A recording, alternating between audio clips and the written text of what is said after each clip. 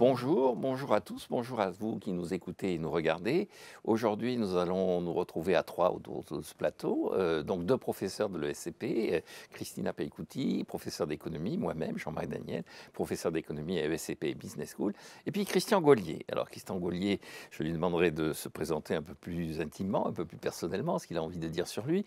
Pour moi, Christian Gaulier, c'est trois institutions. D'abord TSE, l'école économique de Toulouse, l'école économique qui nous a donné le prix Nobel à travers la personnalité de Jean Tirole. C'est un des centres de recherche les plus prestigieux, non seulement en France, en Europe, mais même au monde. Ensuite, c'est des cours au Collège de France qu'il a donné à un moment donné, qui ont été très suivis et très appréciés. Et puis c'est une autre institution, une institution qui devrait être plus respectée et plus étudiée, c'est le combat contre le réchauffement climatique. Et donc Christian, vous êtes de plus en plus systématiquement et à juste titre associé à ce combat. Est-ce que vous pouvez nous en dire plus d'abord sur votre parcours, ce que vous avez envie de nous dire, et puis on va revenir sur ce combat contre le réchauffement climatique en tant qu'économiste. Oui, merci Jean-Marc, merci pour ces mots bien sympathiques. Effectivement, je suis directeur général de la Toulouse School Economics, encore pour 2 années. J'ai contribué aux réflexions des économistes face au changement climatique. Et contrairement à ce que beaucoup de gens pensent, les économistes ont beaucoup travaillé depuis une vingtaine d'années sur la problématique. J'ai notamment, à titre personnel, participé au 4e et 5e rapport du GIEC. Je n'ai pas participé au 6e parce que c'est extrêmement preneur de temps et mes responsabilités m'ont empêché de faire ça. En fait, moi, je suis à la base un macroéconomiste et je travaillais sur des problématiques d'emploi et de partage de risques entre les capitalistes rentiers, l'entreprise et les travailleurs. Et puis, de fil en aiguille, je me suis intéressé à des problématiques de décision d'incertitude. Donc, je suis devenu un théoricien de la décision d'incertitude. Puis, j'ai commencé à travailler en finance. Et puis, je me suis dit, mais au fond, dans quel domaine les problématiques d'incertitude jouent un rôle vraiment important quand on doit réfléchir aux décisions importantes à prendre dans le monde. Et le changement climatique est assez vite apparu à la fin des années 90 comme un sujet sur lequel il y avait des choses à réfléchir et à donner des éclairages de théoriciens de la décision d'incertitude pour ces sujets-là. Et donc, voilà, la demande sociale est tellement importante sur que faut-il faire pour confronter nos responsabilités envers les générations futures, en particulier dans le domaine du changement climatique, que voilà, je suis tombé dans cette soupe-là et j'en suis pas ressorti, quoi. Et donc j'ai commencé par travailler, à faire des travaux assez théoriques sur comment l'incertitude, sur l'impact de l'augmentation de la concentration de gaz à effet de serre dans l'atmosphère, incertitude sur les conséquences au niveau de la biodiversité, de l'environnement général, de la productivité du travail ou de la productivité agricole, comment cette incertitude doit nous inciter à faire plus ou moins d'efforts aujourd'hui pour réduire ces émissions, sachant bien qu'il y a beaucoup de gens qui se cachent derrière cette incertitude. Tu peux dire, attendons de savoir si réellement on avait un problème, mais reprendons-nous il y a une vingtaine d'années, il y avait encore beaucoup de gens qui disaient non, mais attendons, c'est pas si sûr qu'on a un changement climatique, donc attendons. Bon, moi, mes travaux étaient plutôt de dire l'incertitude doit nous inciter à faire plus d'efforts que si on n'avait pas d'incertitude. Voilà, donc ça, c'est mes travaux théoriques. Aujourd'hui, je suis effectivement un chercheur impliqué à la fois dans des débats publics sur le sujet, et j'aide des entreprises, j'aide des gouvernements ou des ministères à réfléchir sur ces sujets-là. Très bien, alors on va organiser notre débat, notre conversation, notre discussion avec deux ou trois questions que je vais poser, puis ensuite je donnerai à ma collègue Christina, et néanmoins amie, la parole pour rebondir. Alors la première question qui vient à l'esprit quand on est économiste, c'est que on parle toujours de taxes à la pigou. Est-ce que vous pouvez nous dire en deux mots ce que c'est qu'une taxe à la pigou? Est-ce que sur le carbone, c'est véritablement l'outil sur lequel il faut centrer les efforts de politique économique? Alors merci Jean-Marc, c'est une question effectivement tout à fait cruciale. Il faut bien comprendre que les économistes sont rarement d'accord sur beaucoup de choses, mais sur ce problème du changement climatique, il y a vraiment un message sur lequel les économistes académiques sont à travers le monde, sont quasi unanimes, c'est-à-dire qu'il faut aller inciter les gens à faire des efforts de réduction des émissions de CO2 en leur imposant de payer un prix s'ils ne le font pas. Donc c'est un principe d'incitation.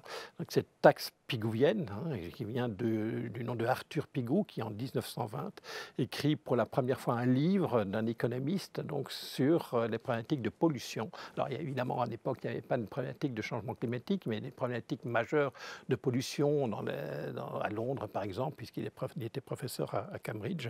Et c'est dit, en fait, les entreprises sont irresponsables, se comportent de façon irresponsable, elles émettent tous ces polluants locaux qui tuent les gens. Et il faut les inciter à tenir compte de ces dommages à autrui dans leur décision de polluer ou de tenter de dépolluer. Et ces dépollutions, évidemment, sont coûteuses. Et donc, l'idée de Arthur Pigou à l'époque, c'est d'effectivement imposer une taxe sur les pollutions. Et cette taxe devrait être égale aux dommages engendrés par ces pollutions, de manière à aligner les intérêts de l'entreprise avec l'intérêt général. Parce que si vous payez un dommage, même si vous n'êtes pas victime de ce dommage, mais si vous en payez le prix, le montant de ce dommage, mais c'est comme si vous étiez la victime de votre propre incurie. Et donc ça, c'est le principe de la taxe carbone, c'est la taxe pigouvienne, donc envoyer un signal prix à tous les pollueurs de la Terre en leur disant, vous pouvez polluer, mais si vous polluez, si vous polluez pas, vous aurez un bénéfice parce que vous n'aurez pas à payer cette taxe. Il faut bien comprendre aujourd'hui que nous sommes tous, vous et moi, autour de cette table et ceux qui nous écoutent, nous sommes tous responsables du changement climatique. Nous sommes tous, en France par exemple, chaque Français en moyenne émet 6 tonnes de CO2 par an. C'est conséquent, c'est moins que les États-Unis. Aux États-Unis, chaque Américain émet environ 19 tonnes de CO2 par an.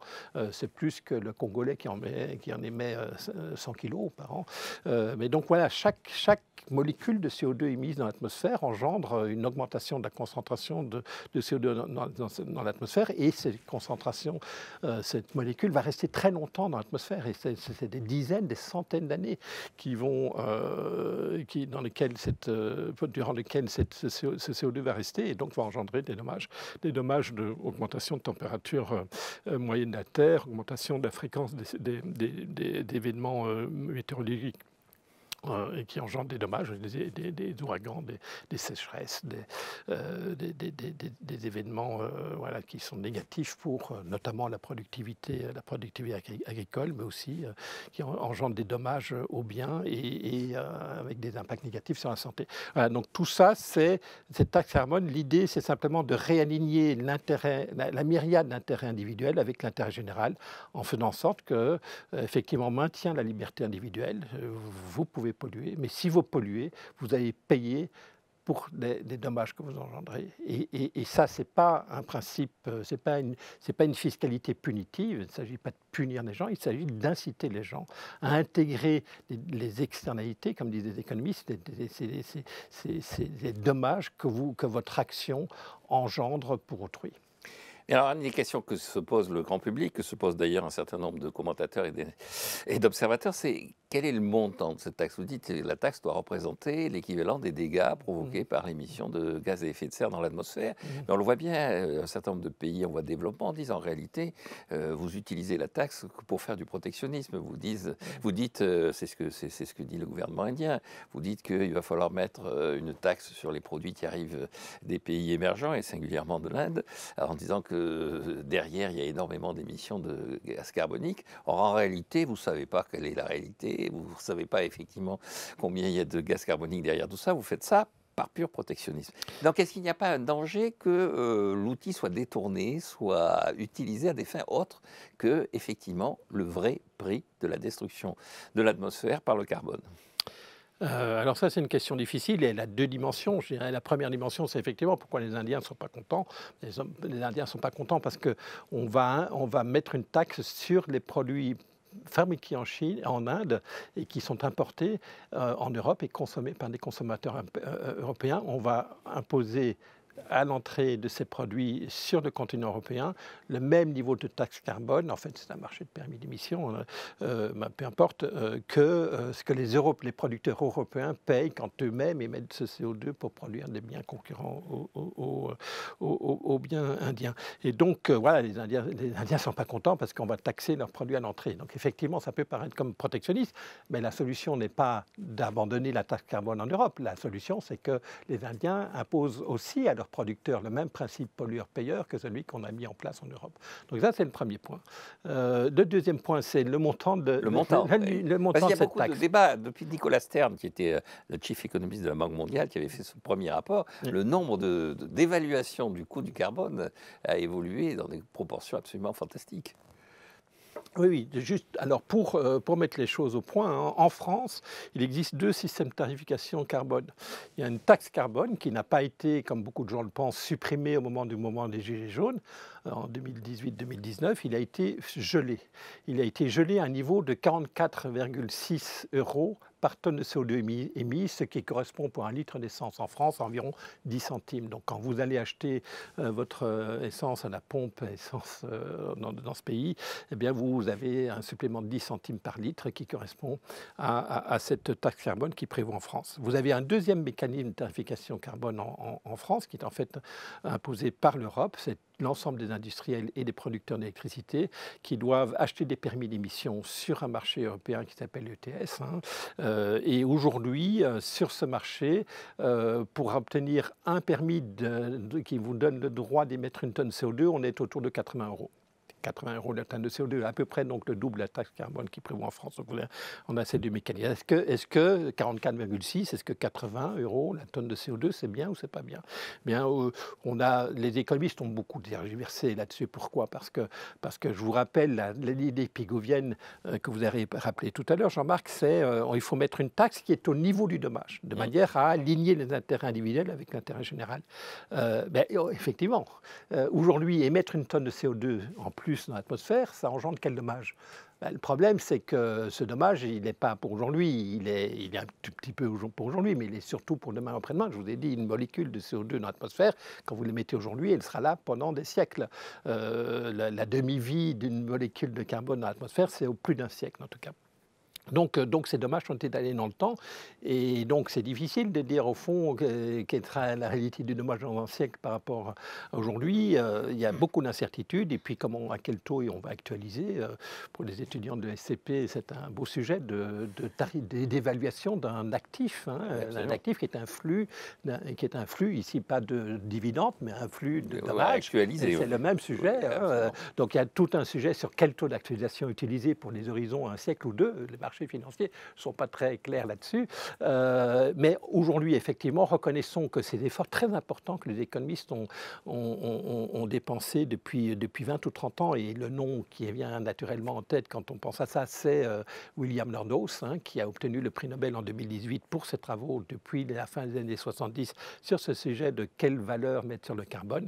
Eh bien, il faut bien reconnaître aujourd'hui que il y a tellement d'incertitudes sur l'impact de l'augmentation de la concentration de CO2 sur la biodiversité, sur la productivité du travail, sur la productivité agricole, sur des myriades de choses, sur l'élévation des niveaux des mers. C'est tellement incertain qu'aujourd'hui, moi je fais partie des économistes qui se disent, malgré que j'ai beaucoup travaillé là-dessus, finalement on ne va pas y arriver. Peut-être le mieux, c'est de reconnaître, je suis un démocrate, reconnaître que les États, les gouvernements, en particulier un certain nombre de gouvernements démocratiquement élus ont mis en place, ont décidé qu'il y avait un objectif de 2 degrés Celsius ou de 1,5 degrés Celsius ou même plus fin, réduire de 55% les émissions de CO2 d'ici 2030 ou zéro émission nette 2050. Voilà, on a mis en place des objectifs. Sont-ils des bons objectifs ou pas?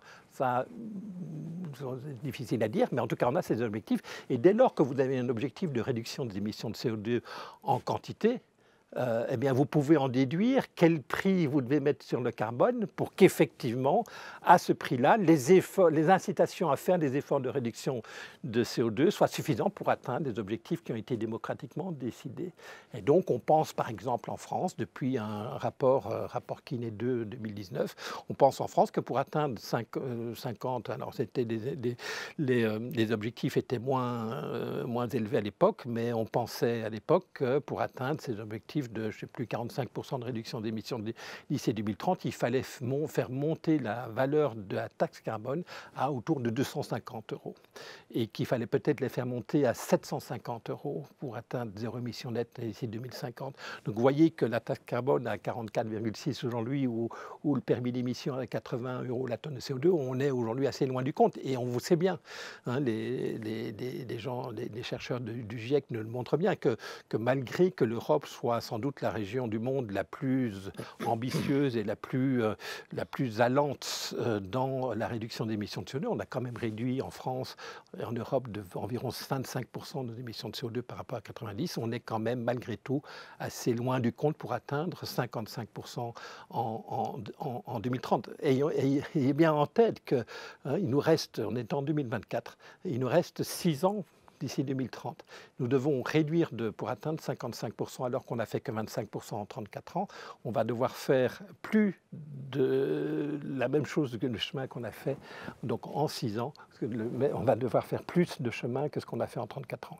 Donc l'enjeu est gigantesque. Les gens n'ont pas complètement réalisé qu'on va devoir faire des vraies transformations de nos modes de vie et de nos modes de production. Et pour y arriver, il faudra mettre une taxe carbone qui est autrement plus élevée que celle que nous avons aujourd'hui. Alors, ce sera ma dernière question. Je passerai ensuite le relais à Christina. Mais quand vous dites ça, immédiatement, dans les démocraties, les gens disent « et notre pouvoir d'achat ?» Parce qu'une taxe, ça augmente les prix, vous augmentez les prix. Augmenter les prix, ça fait baisser le pouvoir d'achat, toutes choses égales par ailleurs. Oui. Est-ce que les hommes politiques, vous pensez, sont prêts à défendre, sinon une baisse du pouvoir d'achat, du moins une réallocation du pouvoir d'achat, le discours sur la sobriété qui serait le discours cohérent avec cette hausse de la taxe carbone, ou est-ce que ça va rester des travaux théoriques? Est-ce qu'on va aller de Nicolas Stern? Le livre de William Nordhaus s'appelle d'ailleurs Le casino climatique, dans la traduction en français. C'est-à-dire l'idée que, bon, il y a une espèce de jeu derrière tout ça, mais que fondamentalement, la population sera trop réticente pour qu'on puisse mettre en application les décisions concernant la taxe carbone. Le changement climatique, le problème du changement climatique et nos émissions de CO2 est probablement la défaillance de marché la plus extraordinaire de toute l'histoire de l'humanité. Je veux dire, c'est vraiment un challenge pour la France, pour l'Europe et pour le monde, de réaligner les intérêts individuels sur l'intérêt général. Les marchés sont la main invisible, oui, là pour ça, normalement. Smith nous disait, mais au fond, laissez faire les marchés, tout ira bien. Non. Non, le changement climatique nous montre clairement que ça ne va pas marcher si on laisse les marchés faire, parce que les gens ne sont pas incités à faire des efforts. Donc cette taxe carbone, elle est là pour corriger cette défaillance de marché. Mais effectivement, cette taxe carbone, elle pose des tas de problèmes. En particulier, ceux que vous venez de soulever, en particulier celui sur le pouvoir d'achat. L'idée pigouvienne consistant à dire on va réaligner l'intérêt particulier sur l'intérêt général en mettant une taxe carbone, ça marche bien quand le dommage il est local. Parce que les pollueurs, ils vont bénéficier, ils vont voir directement que leurs efforts de réduction de pollution, parce qu'ils sont incités par la taxe, va bénéficier à la communauté. Et donc, la démocratie va bien fonctionner pour que les électeurs votent pour des politiciens qui vont mettre en place ce mécanisme qui améliore le bien-être global. Mais le problème du changement climatique, c'est que la molécule de CO2 que vous émettez, elle ne va pas impacter, elle ne va pas générer des dommages pour la personne et l'entourage de la personne qui l'émet, mais va le générer pour l'ensemble de l'humanité et pas pour aujourd'hui, et pour 10, 20, 50 ans et 100 ans, pour des gens pour des victimes qui ne seront même pas encore nées aujourd'hui. Oui. Et aujourd'hui, ayons bien en tête que la démocratie, c'est la dictature du présent. Les générations futures, elles ne votent pas.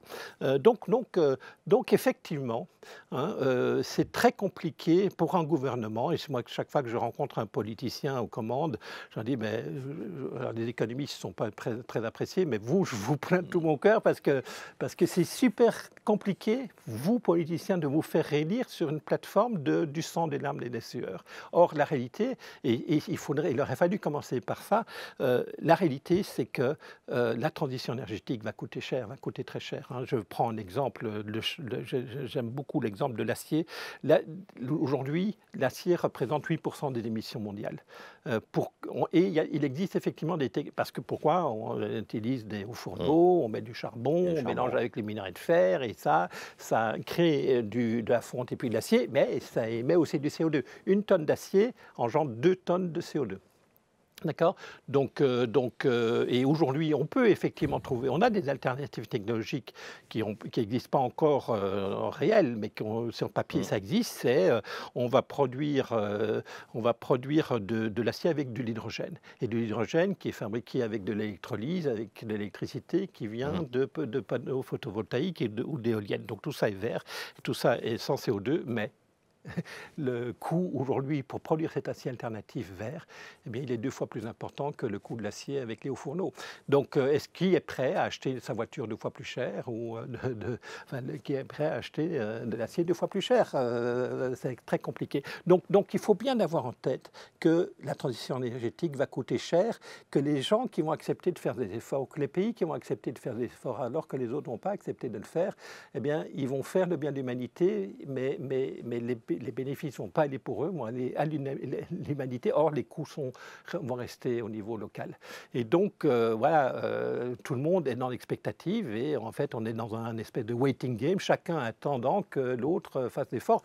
Observez que 92, il y a 30 ans, quand on a eu la conférence de Rio, on s'est dit qu'il fallait réduire nos émissions de CO2. Aujourd'hui, on émet globalement pratiquement 60 gigatonnes de CO2 par an dans l'humanité, alors qu'en 1992, on émet 40. Donc on sait depuis 30 ans qu'on a un vrai problème, qu'on fonce vers le mur. Au lieu de freiner, d'appuyer sur un pédale de frein, on continue à appuyer sur un pédale d'accélérateur. Donc, et ça, les économies ne sont pas de solution. Si on avait un gouvernement mondial, le gouvernement mondial se ferait élire par des gens qui comprendraient qu'ils ont un intérêt collectif à réduire les émissions de CO2. Mais pour le gouvernement français ou le gouvernement de l'Europe, c'est compliqué de dire aux gens nous allons faire des efforts pour le bien de l'humanité, nous allons accepter de réduire notre pouvoir d'achat, nous allons accepter de faire des sacrifices en termes de confort, baisser notre thermostat, rouler moins vite sur l'autoroute. C'est très compliqué de dire ça aux gens pour un bénéfice pour l'humanité.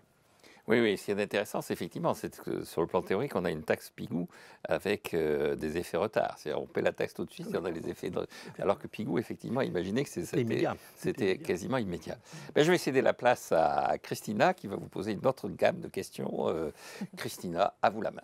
Merci beaucoup, Jean-Marc. Donc, ma première question relève de l'histoire de la climatologie. Est-ce que vous pourriez dire à nos étudiants qui a été le premier qui a émis l'hypothèse de l'effet de serre produit par le CO2 dans l'atmosphère? Alors là, en fait, il y a un débat. Il y a un débat parce qu'on pense que Lavoisier en a dit 2 mots, et puis Arrhenius, un siècle plus tard.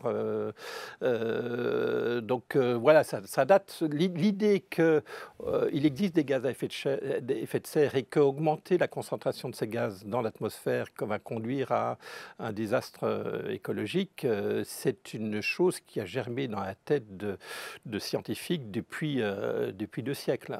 Mais enfin, ça c'est très longtemps resté une hypothèse théorique. Je pense que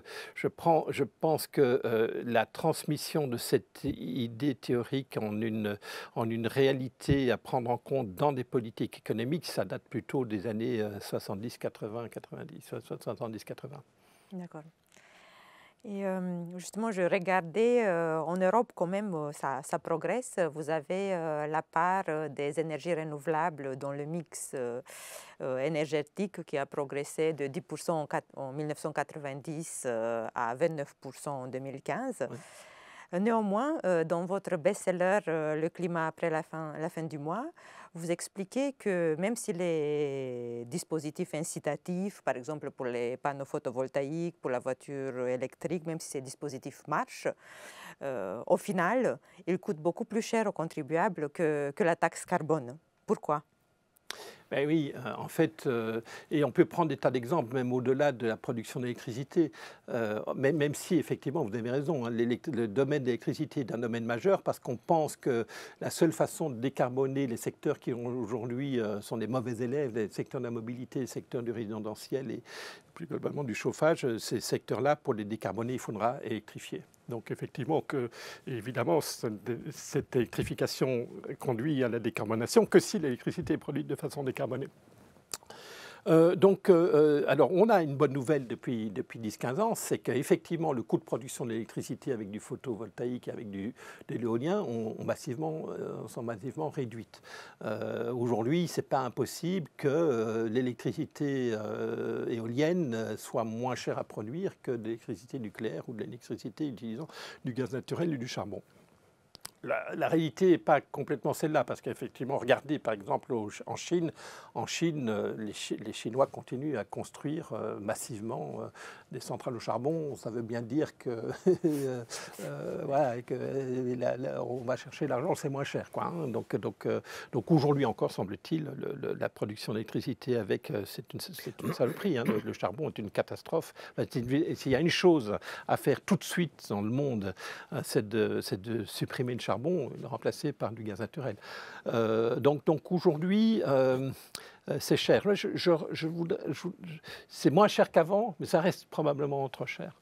Moi, j'ai l'habitude la première fois que j'avais commencé, la toute première fois où j'ai commencé à réfléchir sur c'est quoi le coût de la transition énergétique, c'est en 2009.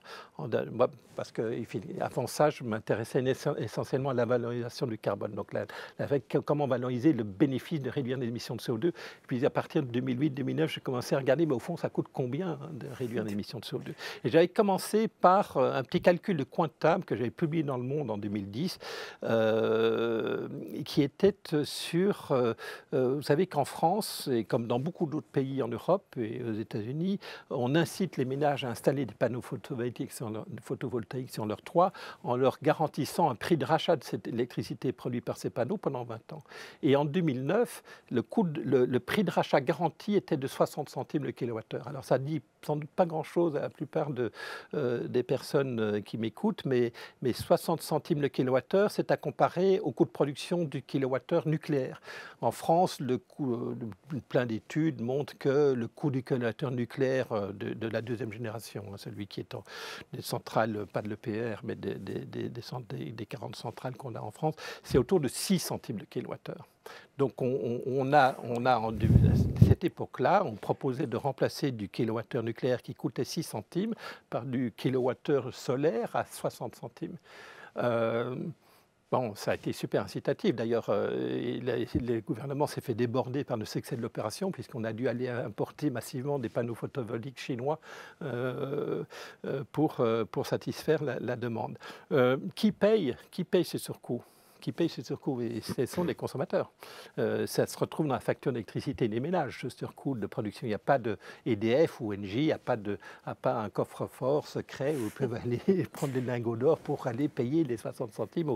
Donc effectivement, alors, le nucléaire n'est pas très carboné, évidemment.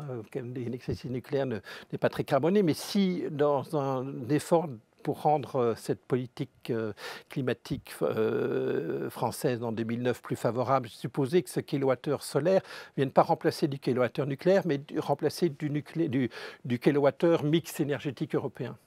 Et le mix énergétique européen, mix électrique européen, excusez-moi, il émet environ 400 grammes de CO2 par kilowattheure. Donc effectivement, c'est une bonne idée de fabriquer des panneaux photovoltaïques, d'installer des panneaux photovoltaïques en France, parce qu'ils remplacent du kilowattheure qui émet 400 grammes de CO2. Mais quand vous faites l'analyse du surcoût que les consommateurs ont payé en France, les 54 centimes de kilowattheure en plus, 54 centimes de kilowattheure en plus pour économiser 400 400 grammes de CO2, mais vous faites le calcul, ça fait un coût d'abattement de plus de 1 000 euros, 1 500 euros par tonne de CO2 évité. Or, comparé aux 44,6 ou aux 80 euros de la tonne de CO2, prix de taxe carbone ou prix du permis d'émission, on est au moins minimum 10 fois au-dessus. Donc, ça n'a aucun sens. En plus qu'on a créé des emplois, non pas en France, mais en Chine. Et on a développé une filière en Chine, quoi. Donc, on avait tout faux à l'époque. Donc, voilà, le chemin n'est pas encore... la route pour la décarbonation du mix électrique européen, il est entamé, mais il est encore loin d'atteindre des résultats, et ça va rester très compliqué. Le rapport de RTE sur mix électrique 2050 qui a été publié en 2021, fin 2021, début 2022, nous dit en fait, on a un problème avec ces panneaux photovoltaïques et ces éoliennes, parce que si on veut avoir un mix électrique 100% composé de ces deux sources, mais ce sont deux sources qui sont, comme on dit, j'ai oublié le terme, enfin, ils ne sont pas pilotables. C'est-à-dire que si vous voulez avoir de l'électricité le jour où il n'y a pas de solaire, et intermittent, c'est aussi un bon objectif, mais il n'y a pas de vent, eh ben, il faut espérer qu'il y ait encore un petit peu d'eau dans les barrages, dans les montagnes, et s'il n'y en a plus, eh ben, on va devoir dire aux gens, aujourd'hui, vous ne vous chauffez pas à l'électricité et vous ne roulez pas dans votre voiture électrique. Donc aujourd'hui, pour avoir un mix électrique 100% décarboné, il faut avoir un système de stockage d'électricité. Et ça, aujourd'hui, on n'a pas au niveau nécessaire pour être capable de passer les crêtes sans vent et sans soleil, enfin, des périodes qui peuvent être relativement longues. Et on a connu ça en Europe ces dernières années, des périodes où il y avait zéro de production d'électricité éolienne et solaire. Et donc à ce moment-là, ces prévisions de ces moments-là, il faut des stocks considérables d'électricité. Et il n'y a pas 36 solutions, il y a l'hydrogène, il y a les batteries. Et dans ces deux cas-là, c'est extrêmement cher. Et donc quand vous intégrez le coût de ce stockage pour assurer l'absence de blackout dans un mode standard météorologique tout au long d'une année, eh bien en fait vous avez des coûts de l'électricité qui augmentent massivement, même si le coût du kilowattheure, quand il est produit par un panneau solaire ou une turbine éolienne, ces coûts sont relativement faibles, et en fait le coût marginal est nul. Mais quand vous intégrez le coût de l'ensemble du mix pour garantir l'absence de blackout, en fait, ces coûts sont plus importants que dans le mécanisme actuel. Et donc, voilà, il faut là aussi reconnaître que la transition énergétique va être coûteuse, même si tous ces techno-optimistes qui nous disent, mais en fait, la technologie va résoudre les problèmes et on va continuer à améliorer les technologies solaires et les technologies éoliennes. Alors, c'est moins vrai ces dernières années, mais ces gens-là doivent aussi réfléchir à la problématique de l'hydrogène et de la batterie. Et pour l'hydrogène, on est loin du compte. On est loin du compte parce que en fait, effectivement, produire de l'hydrogène avec du pétrole, ça ne coûte pas très cher, mais produire de l'hydrogène avec de l'électrolyse utilisant des panneaux solaires et des turbines éoliennes, c'est très très cher. C'est très très cher parce qu'il n'y a pas suffisamment de recherche ou parce que ce n'est pas compétitif puisqu'il n'y a pas encore la taxe carbone? Alors, vous posez plusieurs questions qui sont toutes intéressantes.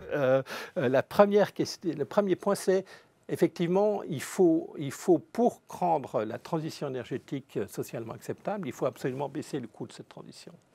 Parce que sinon les gens vont refuser, en particulier en Europe. Ça va être compliqué, en particulier si les Indiens refusent de payer les taxes aux frontières, les fameux mécanismes d'ajustement au carbone aux frontières.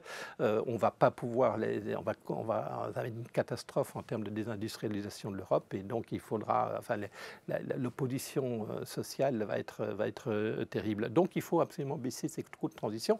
Et donc effectivement, vous avez raison, comment on baisse les coûts de la transition? On fait de la recherche et développement pour trouver des nouvelles technologies qui permettent de décarboner à des coûts plus faibles qu'aujourd'hui.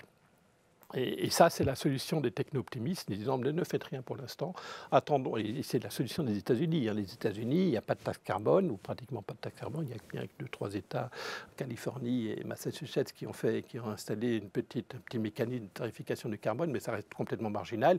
Donc, vous savez, aujourd'hui, quel est le prix du litre d'essence à la pompe aux États-Unis? Moins de 80 centimes. Et c'est vrai, depuis 50 ans, l'énergie est beaucoup moins chère aux États-Unis qu'en Europe. Et on pense que, par exemple, la réélection de Biden va dépendre du prix de l'essence à la pompe d'ici novembre 2024. Donc on ne va pas avoir un système de tarification du carbone aux États-Unis d'ici peu. Donc les États-Unis, ils font quoi? Ils ont décidé dans ce Inflation Reduction Act d'investir massivement dans la recherche, l'État subventionner massivement la recherche et développement en entreprise, dans l'hydrogène, dans la voiture électrique, dans la batterie, etc., etc.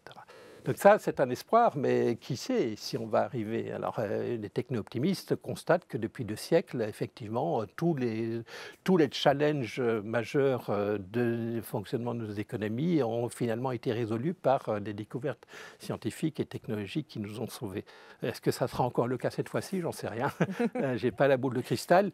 Voilà. Donc, effectivement, il faut investir là-dedans, mais ça ne nous empêche pas qu'il faille tout de suite, parce qu'on n'est pas sûr qu'on va y arriver. Il faut enclencher des efforts massifs de sobriété, de décarbonation, de nos modes de vie, de nos modes de production, sans attendre que ces technologies émergent, parce ça pourrait ne pas se produire. Oui, je comprends. Principe de précaution. Oui. À ce titre, vous parlez beaucoup du fait que vous écrivez sur le fait que le télétravail est un instrument efficace dans la lutte contre le réchauffement climatique. Est-ce que vous considérez que 10 jours de télétravail par mois est suffisant, ou devrions-nous aller plus loin? Alors, le télétravail, effectivement, toutes les solutions de téléconférence, c'est extraordinaire. Depuis la crise du Covid, on a fait des progrès majeurs. Moi, je passais, j'ose à peine le dire, mais moi, en tant que chercheur basé à Toulouse, ayant des activités de recherche partenariale avec des entreprises, toutes basées à Paris et au-delà, j'étais 1 à 2 fois par semaine à Paris, et pas toujours en train. Et puis en France, tout se passe à Paris. Vous allez au ministère, vous allez au CNRS, vous allez voir des gens au ministère de l'Enseignement supérieur de la Recherche, vous devez aller à Paris. Donc aujourd'hui, il y a des phénomènes majeurs qui est Zoom et associés. Donc ça, j'applaudis, c'est génial. On a des gains. Là, le coût par tonne de CO2 évité, il est peut-être même négatif. Non seulement je n'émets pas de CO2 parce que je ne prends plus l'avion, mais en plus je gagne du temps parce que je passe plus 4 heures dans les transports en commun alors que je pourrais travailler. Donc là, il y a des programmes majeurs, c'est miraculeux. Télétravail, c'est un beau sujet aussi. Alors là aussi, l'objectif, c'est quoi? Moi, dans toutes ces dimensions d'action verte, je voudrais calculer des coûts par tonne de CO2 évité. Combien ça coûte en euros de faire cela, de faire cet effort en termes d'efforts monétisés versus combien de grammes ou de kilos ou de tonnes de CO2 j'évite en faisant ça. Télétravail, c'est multidimensionnel. Il y a effectivement télétravail, si vous prenez l'alternative, c'est d'aller en voiture sur votre lieu de travail. Il y a effectivement tout le CO2 que vous n'émettez pas parce que vous n'utilisez pas votre véhicule, vous restez chez vous. Il y a toute l'essence que vous n'utilisez pas, ça c'est un gain de pouvoir d'achat, au contraire. Il y a aussi toutes les pollutions locales. Il n'y a pas le bruit de ma voiture dans les rues de la ville, il n'y a pas de parking, je ne vais pas utiliser 3 mètres carrés de l'espace public dans la ville de Toulouse pour mon parking de la journée. Voilà, et puis il y a du gain de temps. Donc tout ça finalement, sont des bénéfices. Il y a un coût. Il y a un coût sur lequel j'ai un peu de peine de faire des estimations. C'est important aussi de se retrouver ensemble dans le monde de la recherche. C'est vrai aussi. La recherche, c'est aussi une interaction à la machine à café où on discute de tout et n'importe quoi. Et puis finalement, on dit tiens, on pourrait travailler là-dessus. Quand vous télétravaillez, ça marche moins bien. Donc quel est le coût de ça? On voit bien aujourd'hui qu'il y a plein d'entreprises qui veulent faire revenir leurs employés sur leur lieu de travail pour recréer du lien social le lien d'entreprise, et l'entreprise est aussi un nexus de liens sociaux. Hein. Donc voilà, je ne peux pas répondre à la question est-ce que 10 Il faudrait agréger les données de tous les trajets. Et puis c'est probablement très dépendant du type de travail que vous faites. Il y a du travail effectivement qui ne nécessite pas beaucoup d'interaction, de liens sociaux, et puis il y en a d'autres qui en nécessitent beaucoup plus. Donc il faut être, c'est vrai. Et c'est là où vous voyez que la taxe carbone est utile, parce que dire voilà, l'État va décider qu'on va imposer à toutes les entreprises et à tous les salariés 10 jours de télétravail par mois, c'est absurde, parce que pour certains métiers, ça va être catastrophique en termes de productivité du travail, parce qu'il y a le lien social qui est indispensable pour réaliser des tâches dans l'entreprise. Et puis, il y en a d'autres où ça ne sera pas le cas. La taxe carbone, elle va dire, au fond, elle va faire en sorte que chacun va pouvoir faire son propre calcul, chaque couple salarié-employeur va pouvoir faire le calcul. Ah ben oui, mais là maintenant, mon essence, elle coûte 50 centimes de plus le litre. Ben oui, le télétravail devient plus intéressant. Mais pour certains métiers, ces 50 centimes seront considérés comme insuffisants pour justifier le télétravail, et pour d'autres, parce que la création de valeur, la perte de création de valeur n'est pas suffisamment importante, et pour d'autres, oui. Et donc la taxe carbone, elle laisse la liberté aux couples salariés-employeurs de déterminer l'intensité du télétravail, mais en même temps qu'elle incite les deux parties à intégrer cette dimension la dimension climatique dans cette décision importante de télétravail.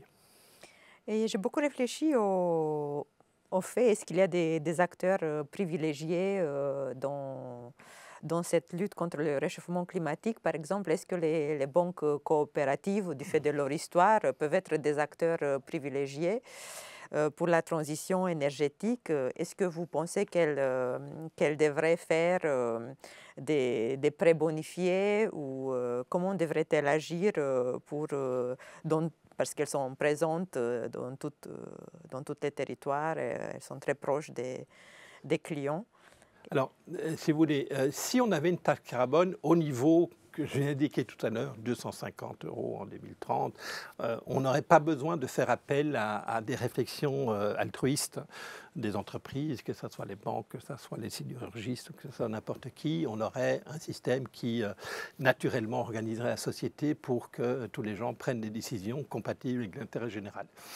Aujourd'hui, effectivement, les États ne sont pas capables de mettre ça en place. Les gouvernements n'ont pas suffisamment le discours du sang, des larmes, des sueurs, et on comprend pourquoi, parce qu'ils ne seraient pas réélus s'ils ont ce discours-là. Et donc la question maintenant, puisque les États sont en échec, est-ce qu'il y a des acteurs, est-ce qu'il y a d'autres acteurs dans la société, dans l'économie, qui pourraient se substituer à cette défaillance des marchés plus défaillance des gouvernements? C'est un sujet compliqué. Si je reprends l'exemple du sidérurgiste, imaginez que je sois patron d'une grande compagnie sidérurgiste en Europe, que je me dise, allez, moi j'ai une responsabilité, je suis responsable de 8% des émissions mondiales, enfin l'ensemble du secteur est responsable de cette quantité-là, il faut qu'on fasse quelque chose. Et donc moi, patron de l'entreprise lambda, sidérurgiste européen, je vais remplacer mes hauts fourneaux par un système complètement électrique avec de l'hydrogène et produisant de l'acier vert. Mais je vous ai dit, la conséquence de ça, c'est que je double mes coûts de production. Et donc, le patron qui fait ça, il sera peut-être responsable, mais il sera mort. Enfin, je veux dire, son entreprise va fermer parce que vous ne pouvez pas survivre dans une compétition où vos coûts de production sont le double des coûts de production de vos concurrents. Et donc, voilà, dans un monde en concurrence, dans un monde de marché, d'une économie de marché, et il y a des tas de bienfaits à l'économie de marché, la prospérité du dernier siècle, elle est en partie due à ça. Donc l'économie de marché, elle ne fonctionne pas sans changement climatique, et elle ne donne pas la capacité d'agents individuels comme des entreprises d'agir contre le climat, parce que si elles le font, elles augmentent les coûts, et si elles augmentent leurs coûts sans que les coûts des concurrents soient augmentés, eh bien, elle est morte. Donc c'est compliqué, et le sujet est le même pour les banques. Est-ce que dans un monde où les entreprises qui émettent du CO2 et qui ne sont pas pénalisés pour ces émissions de CO2, est-ce que les banques pourraient se substituer au gouvernement pour pénaliser ces entreprises? On le fait, les banques le font, les grands fonds, les grandes universités américaines anglo-saxonnes qui ont des endowments, comme on dit, désinvestissent par exemple du secteur du charbon. Et là, je pense que c'est une bonne idée, mais ayant bien en tête la conséquence. Hein. C'est quoi l'objectif du désinvestissement? C'est d'augmenter le coût du capital des entreprises dont on désinvestit, celles qui sont a priori irresponsables. Donc ça, c'est une bonne solution. Sauf que vous qui désinvestissez, vous augmentez le coût du capital. Le coût du capital, c'est aussi le rendement des investissements du point de vue des investisseurs. Et donc, désinvestir, c'est augmenter le coût du capital, c'est augmenter le rendement. Donc, c'est un appel d'air d'investisseurs irresponsables qui, eux, vont voir les bénéfices supplémentaires d'investir dans ce secteur irresponsable. Est-ce que vous pensez que les efforts la réduction du tabagisme dans le monde occidental vient du désinvestissement des banques ou vient de l'augmentation des prix du paquet de cigarettes dans les pays occidentaux? La réponse est assez évidente. Les désinvestissements dans les grandes compagnies cigarettières du monde n'a pratiquement eu aucun impact sur le tabagisme. Et on le voit bien dans les pays qui n'ont pas imposé une augmentation des prix du paquet de cigarettes. C'est l'augmentation du prix du paquet de cigarettes, dans la traduction sur le champ économique, l'augmentation de la taxe carbone, qui peut avoir un effet réel. Donc on ne peut pas... Une entreprise isolée dans un monde en concurrence ne peut pas se substituer à l'État pour réaliser des actions qui sont désirables du point de vue général. Donc c'est compliqué. Une banque qui désinvestit d'une entreprise irresponsable, vous aurez deux autres banques ailleurs qui vont la remplacer. Donc c'est un sujet compliqué. Bien entendu que pour les banques, faire des prêts bonifiés, dans un monde où les ménages n'ont pas suffisamment d'incitation à décarboner, des prêts bonifiés pour faire ces investissements de décarbonation, c'est une bonne chose à prendre, ça c'est incontestable. Une banque qui soutient les efforts de ménage pour investir dans une pompe à chaleur, la pompe à chaleur, c'est une des actions de décarbonation les moins coûteuses par tonne de CO2 évité. Moi, mes estimations, c'est que moi j'ai remplacé ma chaudière au fioul domestique l'année dernière. Je suis super content de ma pompe à chaleur, mais en plus, le coût par tonne de CO2 évité est inférieur à 50 €. La tonne de CO2 évité, c'est largement moindre que la solution de décarbonation de la sidérurgie, que l'installation de panneaux photovoltaïques sur mon toit. La pompe à chaleur, c'est un truc extraordinaire. Donc, toutes les banques qui soutiennent les efforts des ménages français pour installer des pompes à chaleur, génial. Et c'est une bonne aide, étant donné l'absence la faiblesse des incitations que les ménages ont pour faire ces investissements. Je vous remercie beaucoup. Je redonne la parole à Jean-Marc. Voilà, écoutez, ça a été passionnant ce que vous nous avez raconté. On est passé de la taxe Pigou à la pompe à chaleur, en passant par les banques coopératives. Alors là, quand vous êtes économiste du climat, je peux vous le dire, vous devez être un expert d'agriculture, on n'en a pas parlé aujourd'hui, du marché électrique, de la sidérurgie, de la mobilité, j'en passe, c'est des meilleurs. Hein. C'est un sujet où vous devez être expert de tout en même temps, ce qui le rend particulièrement complexe. Alors vous êtes très impliqué dans ce dossier, et tout le monde le sait, et puis on s'en est encore aperçu dans cet entretien. Comment est-ce que vous voyez l'avenir? Est-ce que vous sentez qu'on va dans le bon sens, ou est-ce que vous considérez que finalement, à coup de gilets jaunes et de déclarations plus ou moins démagogiques, vous parlez de démocratie, de caractère insupportable pour la démocratie, de certaines mesures, est-ce que finalement on va être sur le mur à un moment donné, on va être obligé d'avoir des solutions assez beaucoup plus brutales que la taxe carbone? Écoutez, j'avoue que mes sentiments là-dessus font la montagne russe. Aux gilets jaunes, j'étais complètement catastrophé par la pauvreté de l'argumentaire. Là, depuis 1 an et demi, je suis effaré par la qualité de la réflexion au niveau européen pour ce fameux Green Deal, politique climatique européenne, qui va installer un nouveau marché de permis d'émission qui couvrira l'ensemble des émissions européennes plutôt que simplement l'industrie et l'électricité, qui va imposer ces ajustements au carbone aux frontières. Extraordinaire, j'aurais jamais misé un copec là-dessus il y a 2 ans, ça va être mis en place à partir de 2026, génial. Maintenant, je vois aussi l'extraordinaire levée de bouclier que ça va engendrer, donc c'est pas complètement sûr que ça soit complètement bouclé au niveau européen. Je vois dans des tas de pays, des tas de gouvernements qui sont en train de se dire à quoi bon. En Allemagne, il y a eu une levée de bouclier cet été sur des problématiques d'isolation thermique des bâtiments, d'interdiction des chaudières au fioul. Ça a été un truc d'enfer. En France, il y a j'ai participé à la nuit de l'écologie organisée par les Républicains au mois d'octobre. Je constate que bon, et les Républicains, comme des tas d'autres partis en France, se disent ça commence à bien faire. C'est le pouvoir d'achat des ménages, perte de compétitivité de nos entreprises. On va commencer à réfléchir sérieusement et d'ailleurs nos électeurs ne nous soutiennent plus vraiment là-dessus. Donc ouais, tous les jours il se passe des choses dans ce dossier-là, et parfois de bonnes choses et souvent de mauvaises choses. Ce qui est clair, c'est qu'on vit dans un pays où il y a un vrai consensus sur notre responsabilité individuelle et collective sur le changement climatique. On n'est plus, le climato-scepticisme, il est derrière nous. Mais par contre, on a zéro consensus dans notre pays sur qui doit faire quoi, quand et dans quelles circonstances, avec en particulier une perception assez persistante d'une utopie, d'une transition climatique heureuse, où finalement tout ça, il n'y a rien à faire. Enfin, tout va bien se passer, l'État prend les bonnes décisions, ça ne va rien coûter, avec des gens qui viennent avec des idées complètement folles, quoi, dire on va faire marcher la planche à billets pour financer tous ces incroyables investissements nécessaires à la transition énergétique, c'est complètement fou. Donc il n'y a pas de consensus, il n'y a pas de colonne vertébrale, il n'y a pas de cervelet dans l'organisation de cette transition. Cette transition va être coûteuse, elle va être très coûteuse si on l'organise pas de façon intelligente, on va rapidement se taper des crises économiques et des crises sociales qui seront conséquentes. Donc essayons de gérer cette transition de façon intelligente. On peut le faire par une tarification du carbone, on peut imaginer des alternatives.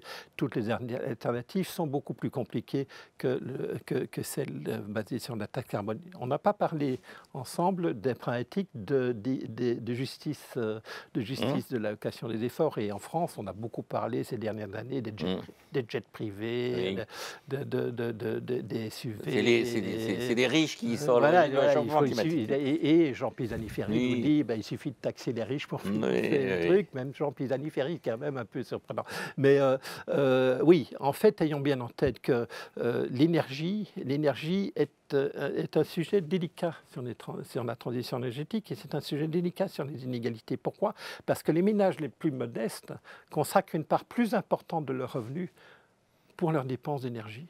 Et donc, toute augmentation des coûts de l'énergie est régressive. Elle va avoir un impact proportionnel plus important sur les ménages les plus modestes que les ménages les plus aisés. Et donc, la transition énergétique va passer par une augmentation du coût de l'énergie, remplacer de l'essence, du gaz ou du charbon qui ont, depuis 2 siècles, fondé notre prospérité et qui sont relativement peu chers, finalement, par rapport aux alternatives. Mais remplacer ça par ces alternatives, c'est globalement augmenter les coûts de l'énergie et donc avoir un impact régressif. Donc, comment on gère ça ? Eh ben, on peut décider, par exemple, de faire ce tarif garanti sur l'électricité solaire, mais la conséquence, c'est que les ménages les plus modestes vont payer une facture d'électricité plus importante, c'est agressif. Et là, en plus, il n'y a pas de moyen de compenser les ménages les plus modestes. L'avantage de la taxe carbone, c'est qu'elle va effectivement augmenter les coûts de l'énergie, mais elle va aussi engendrer un revenu fiscal qu'on peut utiliser pour compenser les ménages les plus modestes. Pour aider les plus modestes, oui. Voilà, c'est ça. Alors que les autres solutions qui ont toutes pour conséquence d'augmenter les coûts de l'énergie, ben, elles n'engendrent pas de revenu fiscal qui permet de compenser les ménages les plus modestes. Donc moi, je suis un petit peu énervé aussi, juste pour terminer là-dessus. Quand les gens me disent la taxe carbone, Christian, c'est pas bon parce que ça augmente les inégalités. Et, attendez, réfléchissez. Donc je donne l'exemple de ces panneaux photovoltaïques qui a augmenté les prix